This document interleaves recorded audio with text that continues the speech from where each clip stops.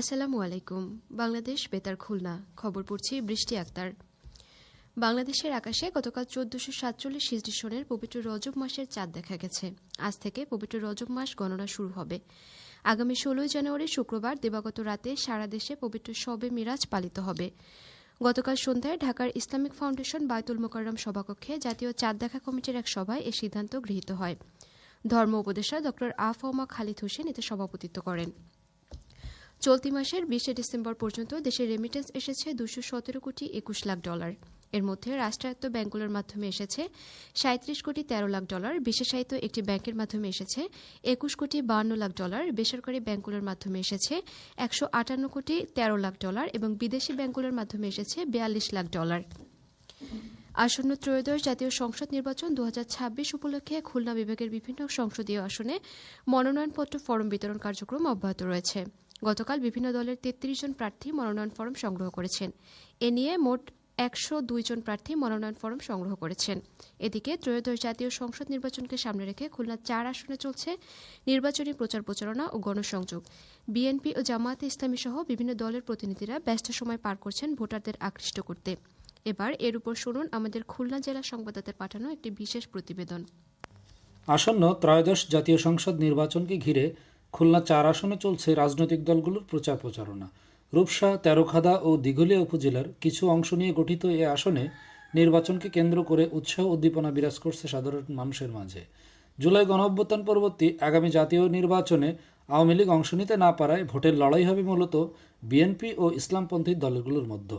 আমাদের এলাকার আমরা যা চাই সেটা হচ্ছে, এক নাম্বার হচ্ছে এলাকার উন্নয়ন, রাস্তাঘাটের কিছু কিছু বেহাল দশা আছে, আর মাদক নিয়ন্ত্রণ করবে, আর কিছু সন্ত্রাস হচ্ছে। এই ধরনের নিয়ন্ত্রণ যে প্রার্থী করবে আমরা তার পক্ষে, তাই সে যে প্রার্থী হোক আর যে দলেরই হোক।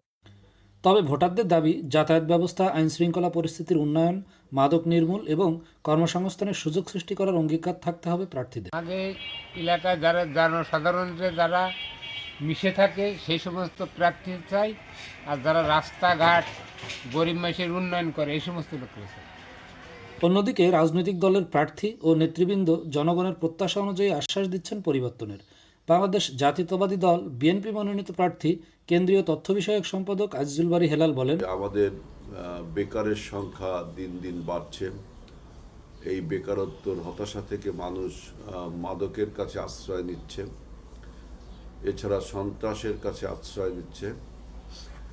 এর থেকে মুক্তির জন্য আমরা আমাদের এই এলাকায় শিক্ষার আলো আমরা জ্বালাতে চাই। জনগণের বিএনপির প্রতি যে সমর্থন, সেই সমর্থনে আমি মনে করি যে অন্তত সহজ প্রতিদ্বন্দ্বিতা হবে এখানে। জামায়াত ইসলামী মনোনীত প্রার্থী মাওলানা কবিরুল ইসলাম জানিয়েছেন, আমার নির্বাচনী এলাকার সমস্যা তো বহুবিধ সমস্যা, তার মধ্যে সবচেয়ে বড় একটা সমস্যা আছে আমার রূপসা, তেরোখাদা, দিঘলিয়া 3টে উপজেলাতেই নদী ভাঙ্গনটা আছে। আমি খুব পজিটিভ সাড়া পাচ্ছি এলাকায়। মোহাম্মদ কামাল হোসেন, খুলনা জেলা সংবাদদাতা, বাংলাদেশ বেতার, খুলনা। মাগুরায় অবসরপ্রাপ্ত পুলিশ বীর মুক্তিযোদ্ধা ও শহীদ পুলিশ মুক্তিযোদ্ধা পরিবারের সদস্যদের সম্মানে সংবর্ধনা প্রদান করা হয়েছে। মাগুরা জেলা পুলিশের উদ্যোগে গতকাল এই সংবর্ধনা অনুষ্ঠান অনুষ্ঠিত হয়।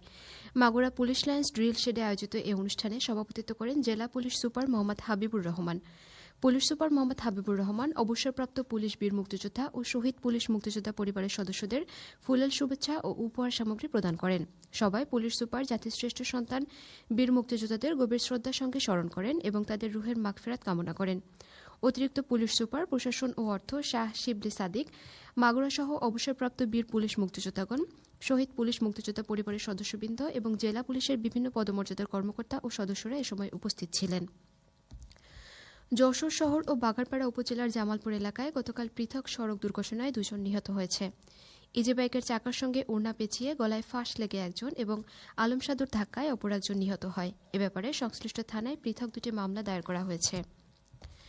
একটি ভ্রাম্যমাণ আদালত গতকাল কুষ্টিয়ার মিরপুর উপজেলার ছাতিয়ান ইউনিয়নের ধলসা বাজারে অভিযান চালিয়ে সারের কৃত্রিম সংকট সৃষ্টির অভিযোগে এক সার ডিলারের কাছ থেকে 50,000 টাকা জরিমানা আদায় করা হয়।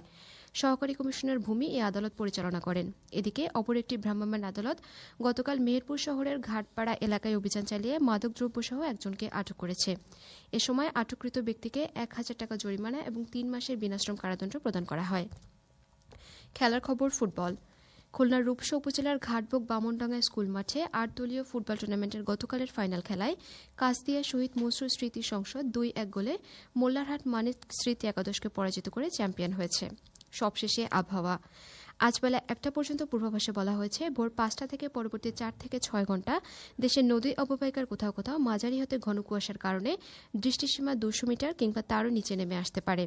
এসব এলাকার নৌযানসমূহকে সাবধানে চলাচল করতে বলা হয়েছে, তবে কোনো সংকেত দেখাতে হবে না। খবর শেষ হলো।